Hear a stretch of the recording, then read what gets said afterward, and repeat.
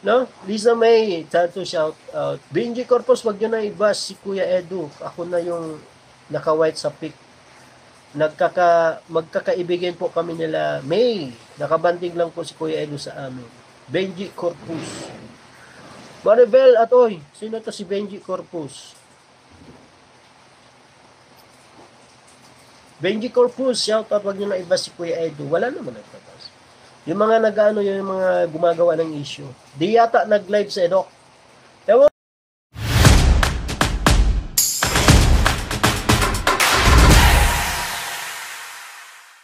Shoutout po. Welcome to my YouTube channel, Roselski TV. Andito po tayo para mag-vlog. At ang vlog natin ngayon ay isang napaka-importanting bagay ito. May natuklasan po tayo. At tayo po ay naging curious doon sa naging live ni Kuya Red Zane. Yung papatapos na po siya at may nabasa siya na isang comment doon na galing kay Benji Corpus. Benji Corpus po siya. Nung time na yun, nung araw na yun.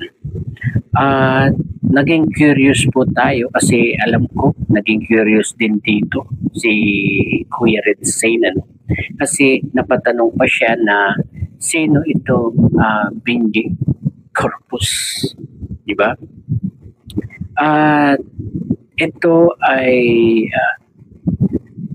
may nagpasa sa akin na isang concerned na citizen.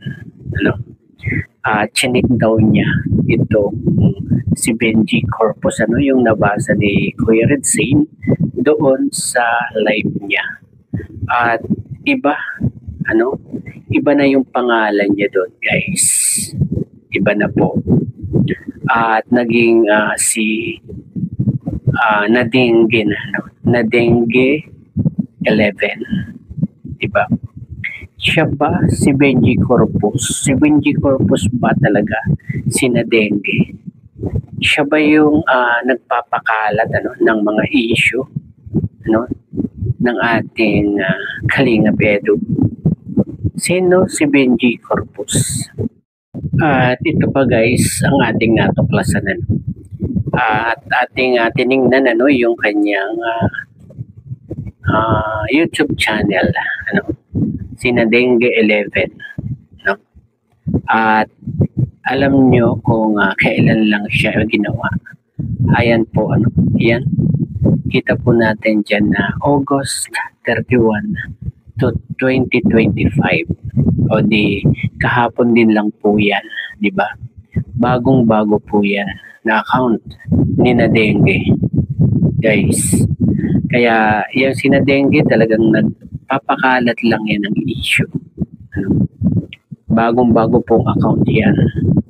At siguro siya nga talaga si Benji Corpus, siguro hindi niya pinalitan yung pangalan niya doon, di ba?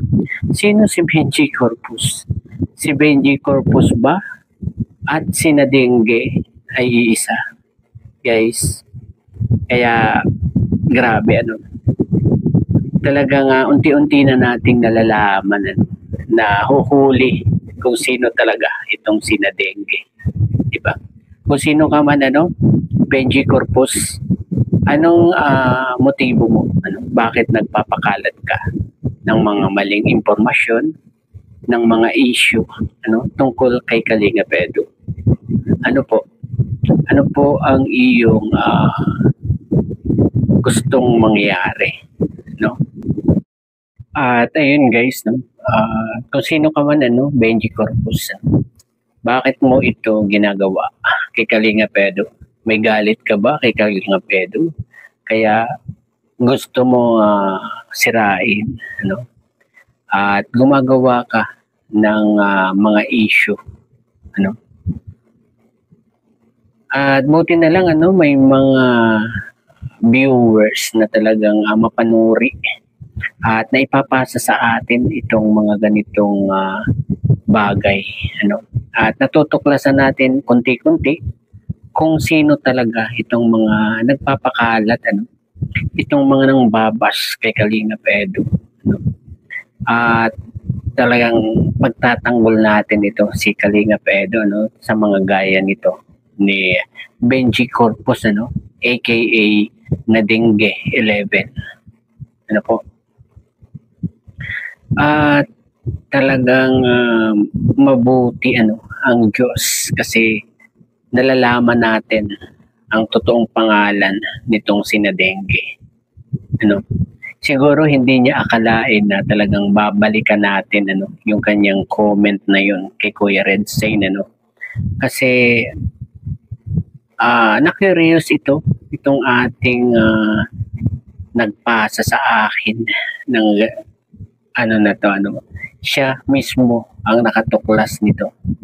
Kaya nireaksyonan po natin itong live ni Kuya Red Zane para magkaroon tayo ng kaalaman tungkol dito sa mga bashers na to, dito sa mga nagpapakalat ng issue.